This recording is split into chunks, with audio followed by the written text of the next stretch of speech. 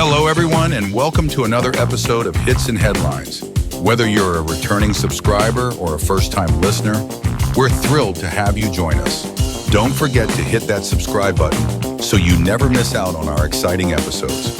Today, we're diving into the glitz and glamour of Hollywood's big night, the 82nd Golden Globe Awards. From show-stopping moments to this year's biggest winners, we'll cover all the highlights and surprises from the complete list of awardees. Let's turn it over to our incredible hosts, Zachary. Hi, everyone. Welcome to Hits and Headlines. I'm Zachary, and I'm so glad you're here. Let's dive into today's exciting topics. Who's got all the insider takes, and Dinah. Hello, everyone. It's great to have you with us today. I'm Dinah, and I can't wait to jump into our discussion. Let's get started. Ready to dish out her thoughts on this star-studded event. Take it away, Zachary and Dinah. All right, so welcome back, everybody.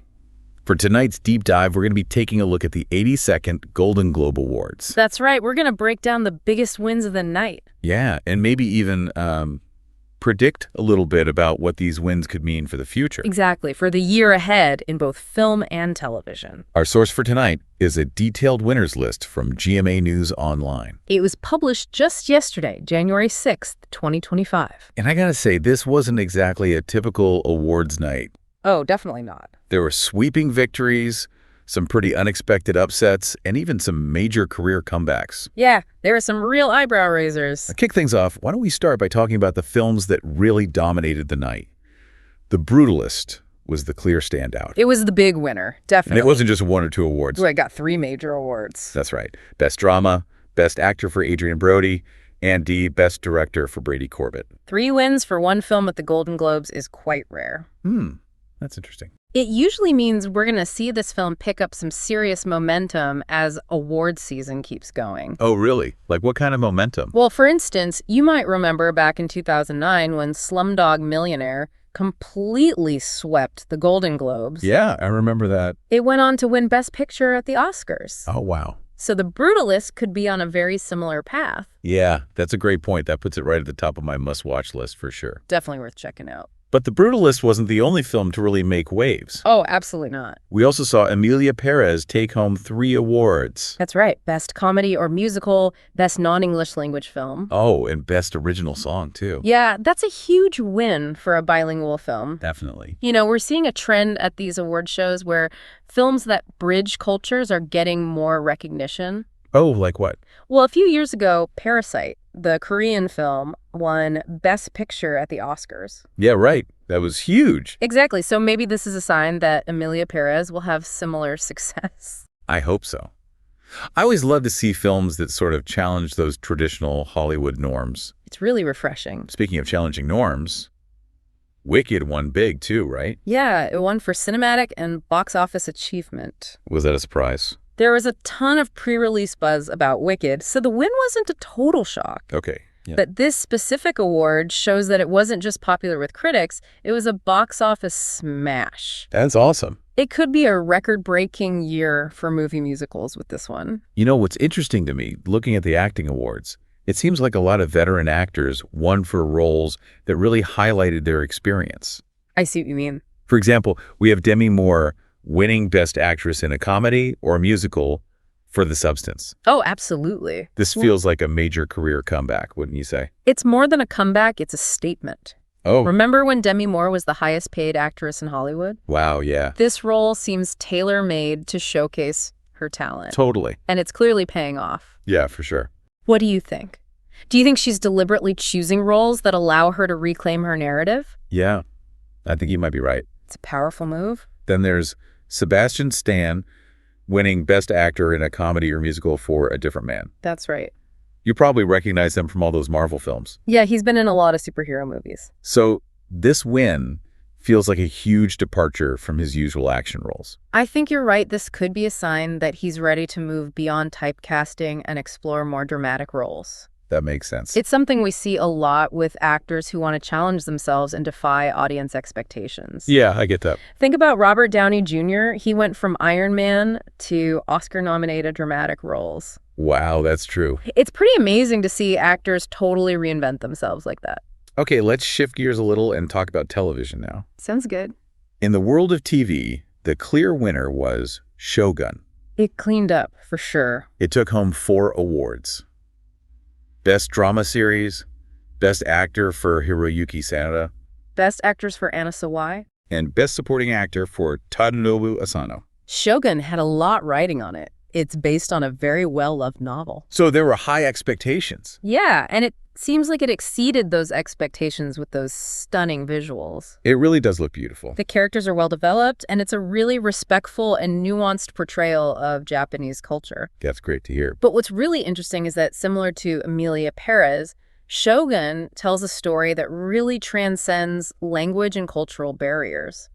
Interesting. It seems like audiences are really gravitating towards these global narratives. Yeah, that's a good point. And then there's Hacks that just keeps on winning awards. Oh, yeah, it won Best Comedy or Musical Series. And Jean Smart won Best Actress again for her role. Jean Smart is on a roll. She's a true comedy icon. She really is. Her performance in Hacks is just brilliant. She's funny and heartbreaking all at the same time. She really embodies that complex character. Exactly. And the show itself seems to be hitting a nerve with viewers. Why do you think that is? Well, it's witty and sharp, and it offers a look into the entertainment industry. It's pretty realistic from what I've heard. It is, and it manages to be both funny and insightful.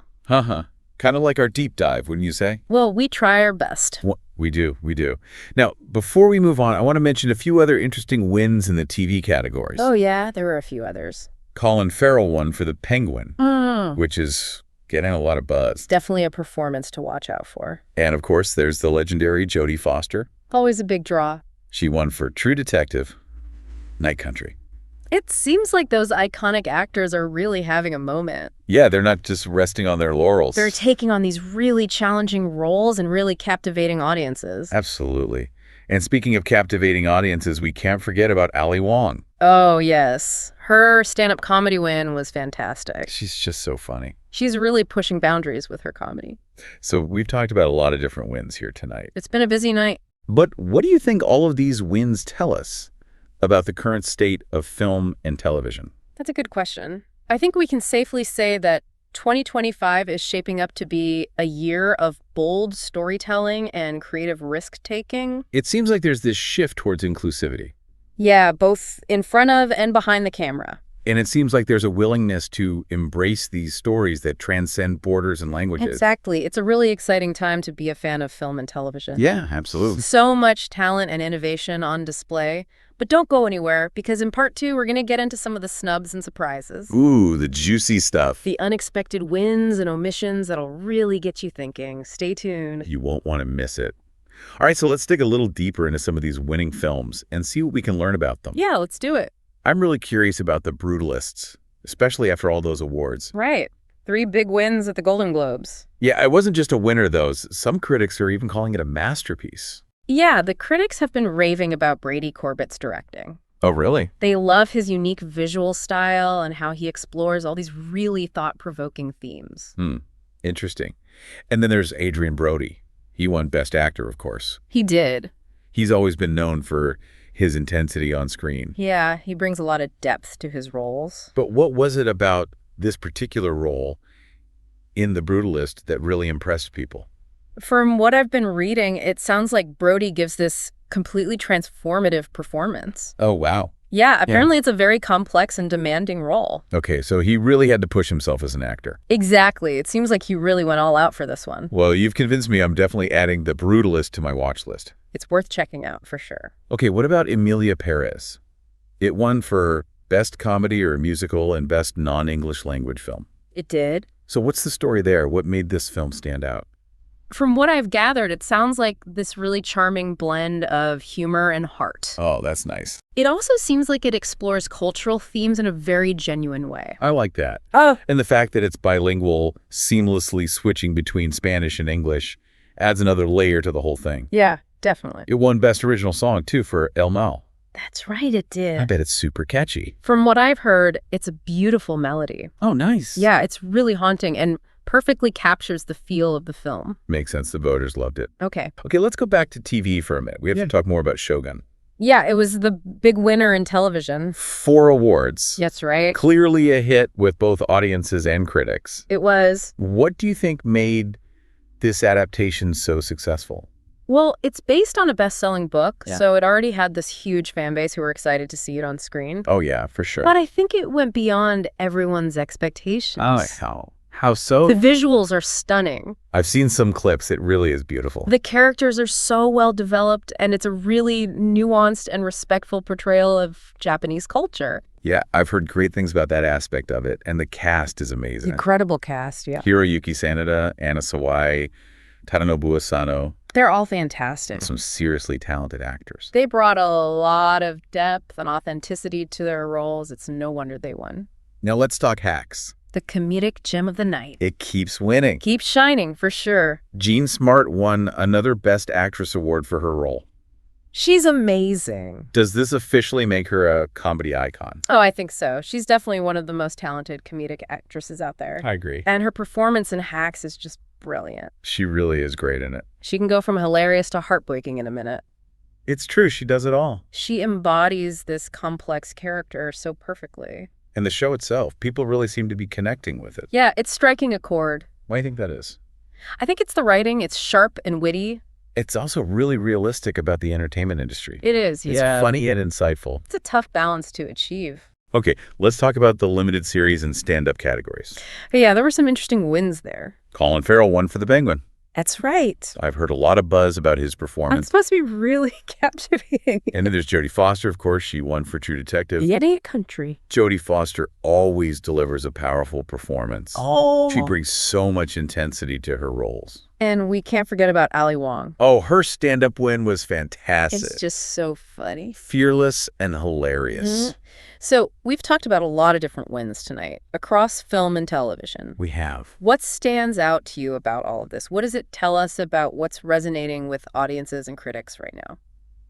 I think these wins are showing us that people are really hungry for diverse stories and bold creative choices. Interesting. We're seeing a shift toward inclusivity. Yeah, like you said before, both behind and in front of the camera.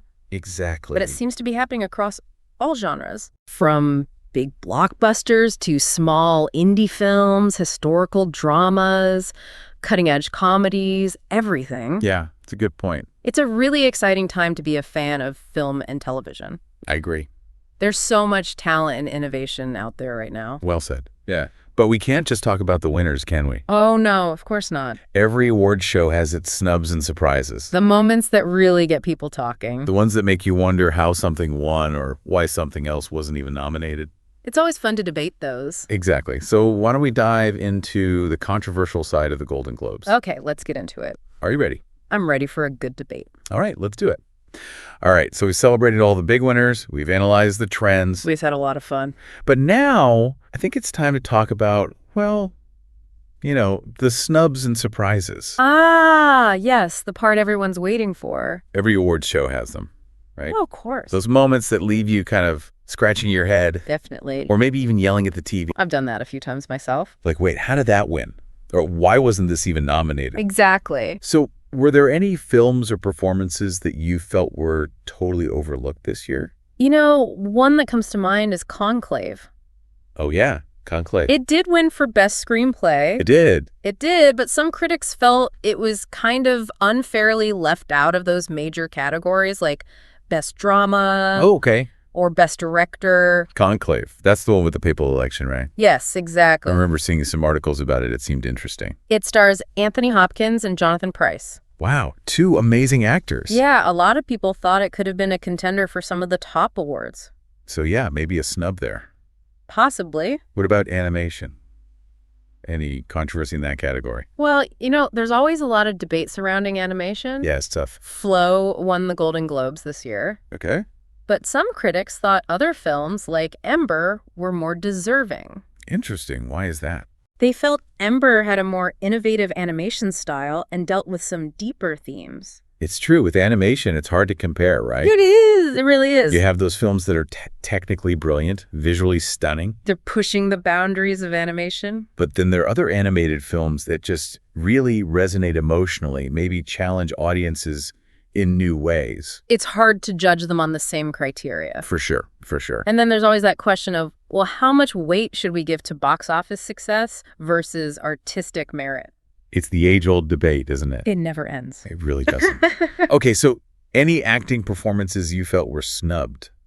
Well, Fernanda Torres won Best Actress in a Drama for I'm Still Here, which was very well deserved. Yeah, I read about that. But some critics felt the nominations overlooked some really strong performances from other female leads, Oh, interesting. especially in some of the independent films. Yeah, I know what you mean. It's always a bit of a bummer when those smaller, character-driven films don't get as much recognition. It can be tough for those films to break through. Absolutely. Okay, so we've talked about the snubs, but what about the surprises? The surprises, yes. Were there any wins that you just did not see coming? You know, Sebastian Stan winning Best Actor for A Different Man, Oh, yeah, that was a surprise. that one caught a lot of people off guard. I mean, I know he's a good actor, but I mostly associate him with superhero movies. Right, he's known for his action roles. Yeah, so to see him win in a comedic or musical category, it was unexpected. It was. But it's also really cool. It shows that he's not afraid to break out of that typecasting, Exactly. He's showing us that he's capable of so much more. which is always great to see. Any other unexpected wins that stand out to you? You know, Kieran Culkin winning Best Supporting Actor for A Real Pain, that was a nice surprise. Oh, Kieran Culkin, he's so funny. He is a very talented comedic actor. But this role let him explore his dramatic side a bit more. It did, yeah. It was great to see him branching out like that. Another actor showing his versatility. I love it.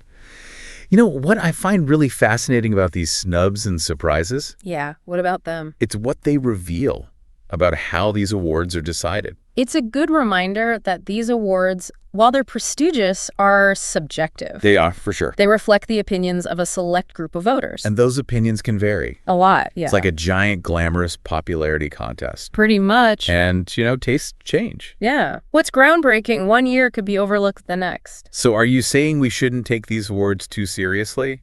I wouldn't say that. Okay, They can definitely be indicators of talent and achievement, I see your point. but it's important to remember that they're just one piece of the puzzle. That's a great way to put it. Yeah. So as we wrap up our deep dive into the 82nd Golden Globe Awards, It's been quite a journey. it has. It really has. I want to leave our listeners with a final thought. All right. Shoot. We saw The Brutalist completely dominate the night. But does that mean it's going to have the same success at the Oscars? That's the big question, isn't it? It is. And what other films and performances from this year really stood out to you? That's a tough one. Even if they didn't get that recognition from the Hollywood Foreign Press. You know, that's the beauty of award season. The conversation keeps going. It does. The debates continue. And ultimately, it's up to each of us to decide which films and performances really made an impact. Yeah, that's true. There's always something new to discover, something to challenge our perspectives, For sure. Always something to make us think. and expand our understanding of what great filmmaking and storytelling can be. Beautifully said. Thanks for joining me on this deep dive. It's been a pleasure. We'll be back soon with another fascinating topic to explore. We'll see you then. But until then, keep those critical thinking caps on and don't be afraid to dive into something new. That's what we're all about. See you next time.